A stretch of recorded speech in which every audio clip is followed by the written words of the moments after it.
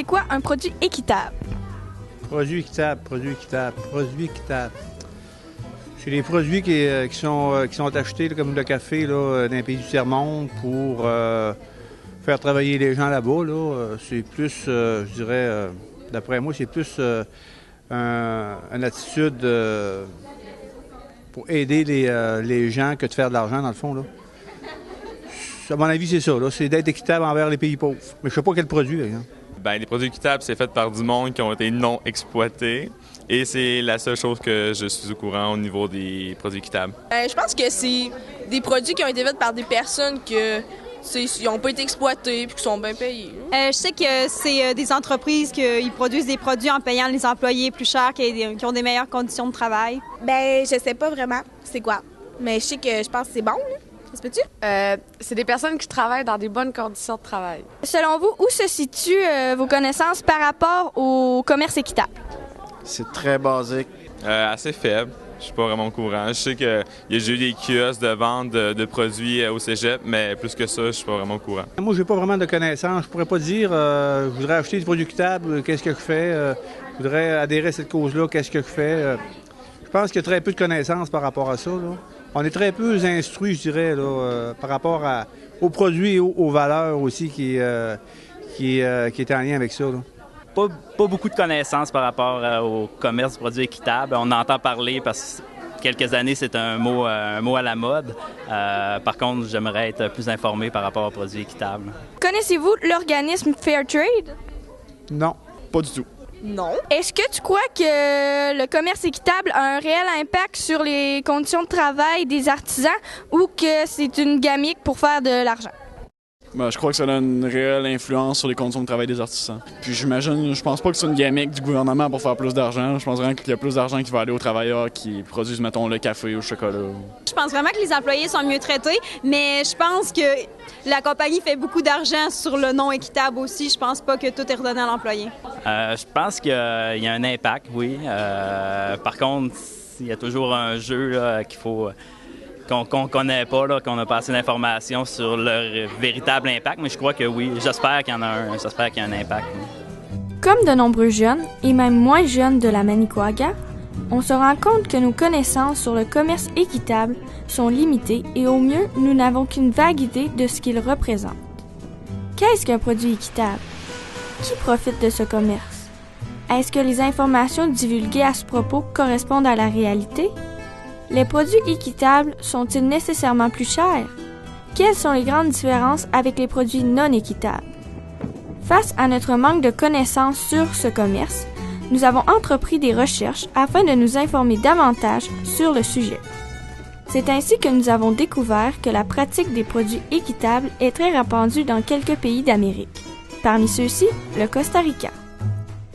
C'est alors qu'a germé chez nous l'idée de se rendre dans ce pays afin d'observer, analyser et documenter les nombreux aspects caractérisant cet univers, le tout dans le but d'informer les gens de notre région qui, comme nous, désirent en savoir davantage sur cette réalité dont on ignore tant de choses. Pays d'Amérique centrale, le Costa Rica est bordé par l'océan Pacifique à l'ouest et par la mer des Caraïbes à l'est. Il est reconnu pour ses paysages grandioses, sa faune abondante et sa biodiversité qui regroupe 5% de toutes les espèces animales et végétales de la planète. Également, la saine gestion de ses écosystèmes a permis à ce pays d'accroître la production de nombreuses matières premières telles que le café, le cacao, la canne à sucre et la banane. Comme ce pays dispose des conditions climatiques idéales liées à l'exploitation de nombreuses matières premières, il n'est pas surprenant de constater la quantité élevée de petits producteurs œuvrant dans l'exploitation et la commercialisation de celles-ci. Aussi, afin d'accroître leur pouvoir de négociation face aux plus grands marchés extérieurs et dans l'optique de pouvoir concurrencer avec les plus grandes entreprises, ces mêmes petits producteurs se regroupent pour former ce qu'on nomme des coopératives. Ensuite, ne profitant pas nécessairement de revenus suffisants leur permettant de couvrir leurs coûts de production ou de fournir des conditions respectables aux travailleurs, les plus petites coopératives commencèrent à s'intéresser à un organisme s'appelant Fairtrade. organismes leur garantissant de meilleurs revenus ainsi qu'une plus grande visibilité sur l'échiquier mondial à la condition que ces producteurs respectent 10 principes de base. 1. Créer des opportunités pour les producteurs qui sont économiquement en situation de désavantage. 2. Opérer une gestion transparente et axée sur la fiabilité et la crédibilité. 3. Améliorer leur capacité individuelle de gestion. 4. Promouvoir le commerce équitable. 5. Payer un prix juste pour le produit. 6. Promouvoir l'égalité entre les sexes. 7. Environnement de travail sain et sûr pour les travailleurs. 8. Le travail des enfants ne va pas à l'encontre de leur bien-être, leur sécurité, leurs conditions éducatives et le besoin de jouer. 9. Encourager activement de meilleures pratiques environnementales. Et finalement 10. Tenir compte du bien-être social, économique et environnemental des petits producteurs marginalisés et qu'il n'y ait pas de profit derrière leur dos. C'est en respectant ces 10 principes que les producteurs obtiennent le droit d'afficher le logo de la bannière Fairtrade sur le produit et peuvent ainsi bénéficier des avantages commerciaux qui s'y rattachent. Mais qu'en est-il de la réalité? Fairtrade apporte-t-il réellement une différence auprès des entreprises qui s'y affilient? Pour bien mener notre enquête et rapporter un point de vue objectif, nous avons interrogé le plus de gens possible appartenant à différentes sphères, œuvrant tant pour le commerce équitable que non équitable, soit les sphères ouvrières, administratives et patronales. Lors de nos rencontres avec les différentes entreprises visitées, les premiers sujets abordés concernaient d'abord la structure même de celle-ci. C'est au cours de conversations sur le système de coopérative que l'on découvrit que ces rassemblements de producteurs leur permettaient de mettre en commun leurs récoltes afin de créer un produit de meilleure qualité, c'est-à-dire de mettre les forces des uns au profit des autres et ainsi diminuer l'impact d'une mauvaise récolte pour certains. Au Costa Rica, certaines coopératives sont équitables et d'autres ne le sont pas. Nous sommes donc interrogés sur ce qui les différenciait les unes des autres. Premier questionnement. Qu'en est-il du sort réservé aux enfants? Sont-ils exploités? Comme nous le dit Carlos Jones de chez Café Forestal, coopérative de café équitable, on n'exploite pas les mineurs, mais ceux-ci peuvent travailler dans le domaine si cela ne nuit pas à leurs études. Donc, les emplois permis consistent en des emplois d'été. Dans le cas du marché non équitable, aucune norme n'empêche les entreprises de faire travailler les jeunes. Cependant, nous n'avons témoigné d'aucun abus au cours de nos visites chez les entreprises non équitables. On nous dit également que le Costa Rica est un pays réputé pour sa conscience environnementale.